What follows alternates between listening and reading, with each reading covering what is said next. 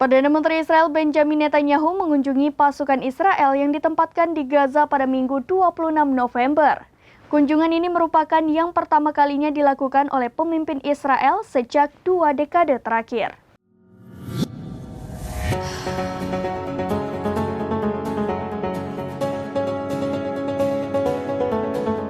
Perdana Menteri Israel Benjamin Netanyahu mengunjungi pasukan Israel yang ditempatkan di Gaza pada Minggu 26 November.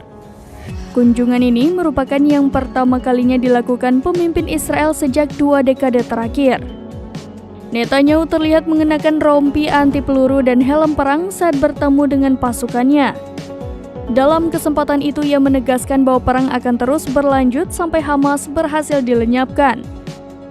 Menurut Netanyahu, tidak ada satu orang pun yang dapat menghentikan tekadnya. Sebab Israel punya kekuatan dan kemauan keras untuk mencapai tujuan perang. Adapun kunjungan Netanyahu di Gaza terjadi selama gencatan senjata diberlakukan. Israel dan Hamas sepakat untuk melakukan jeda perang selama 4 hari mulai dari Jumat sampai Senin.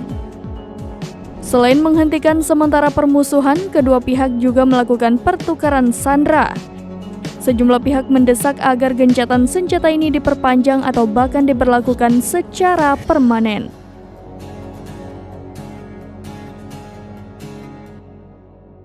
Demikian informasi terkini Syedara Lun. Saksikan terus berita lainnya di kanal YouTube Serambi News, website dan Facebook serambinews.com.